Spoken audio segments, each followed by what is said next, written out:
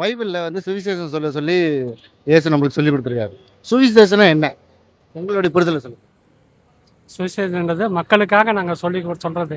சுவிசேஷம் நல்லவங்களாம் இருக்கணும்ன்றதுக்காக சுவிசேஷம் இந்த மாதிரி வந்து கெட்ட வழியில் போகக்கூடாது, ஆண்டவரை பற்றி தெரிஞ்சுக்கணும், அதுக்காக நாங்கள் சுவிசேஷம் சொல்கிறோம். இந்த சுவிசேஷன்றது யாருக்கெல்லாம் சொல்லணும்?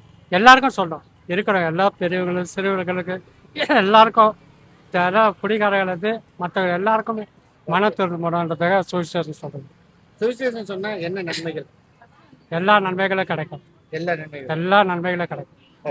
நன்றி. அவங்க பேரு சீனிவாஸ், சீனிவாஸ். தெரியாதுப்பா, தெரியாது, படிக்க தெரியாது எனக்கு. ஆமா, பைபிள் படிக்க தெரியாது. சரி சரி சரி, ஓகே. பைபிள் இல்ல, நார்மலா இப்ப சுவிசேஷம் பத்தி கேள்விப்பட்டிருக்கீங்களா? அந்த வார்த்தையாவது கேள்விப்பட்டிருக்கீங்களா? கேள்வி. என்ன நினைக்கிறீங்க அதை?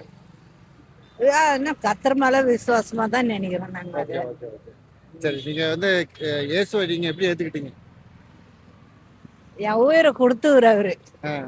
நான் செத்து பொழைச்சுவேன். நானு ஆட்டுக்கு வந்து அவரு தான் எனக்கு கொடுத்தது. ஆமா, அதுதான் நான் அவரை நேசிக்கிறேன். அவர் எல்லாமே அவரு தான் எனக்கு இப்போ. சரி சரி, ஆமா. ரொம்ப நன்றி. உங்க பேரு?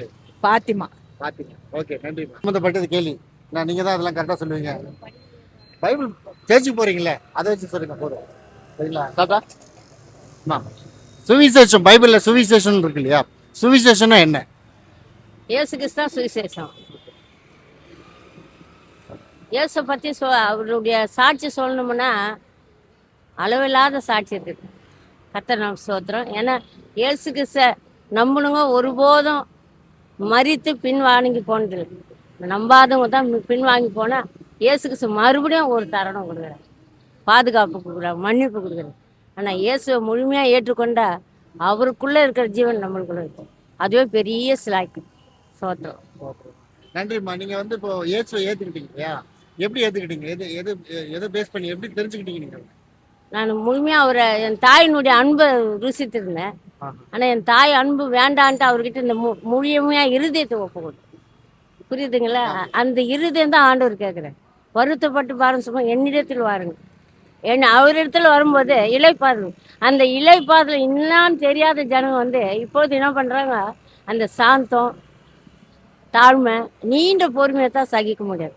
அந்த சகிப்புத்தன்மை தான் சிலுவையில் ஏற்றுக்கிறேன். அப்படியே கொண்ட இயேசு நம்ம விட்டுற முடியுமா? நான் விட்டுற முடியுமா? மறித்தாலும் எனக்கு ஜீவன் தராரு, உயிர்த்தாலும் எனக்கு ஜீவன். இத்தனைக்கும் 72 வருஷம் ஆகுது, 72 வயசாகுது. ரட்சிக்கப்பட்டு 26 முடிஞ்சு 27 தொடங்குறேன். அவர் ஊழியம் செய்யணும், உண்மையாக செய்யணும். மறித்தாலும் பிழைத்தாலும் அவருக்காக மறிக்கணும், அவருக்காக. அவ்வளோதான். இப்போ மற்ற ஜனங்களுக்கு போய் சொல்லணும், அதுக்கு என்ன பண்ணலாம்னு நினைக்கிறேன்? நம்ம வந்து மற்ற ஜனத்துவம் முதலாவது ஆண்டவர்கிட்ட வந்து ஜெபிச்சுட்டு அவர்கிட்ட உத்தரவு வாங்கி தான் போகணும். அவர்கிட்ட உத்தரவு இல்லாத போகணும்னா அந்த வழி வேற வழியா இருக்கு. அல்லையா? சொத்து. நன்றி நன்றி. உங்க பேருமா? என் பேர் எஸ் வேளாங்கண்ணி. வேளாங்கண்ணியில ஒன்றும் இல்லை, என் ஊழியக்காரர் சொன்னாரு. வாங்க, ஒரு ஒரு சின்ன கொஸ்டின் யூடியூப் பேஸ் பண்ணி வரீங்களா? கண்டிப்பா வெயிட் பண்ணலாமா? சுவிசேஷம்னா என்ன?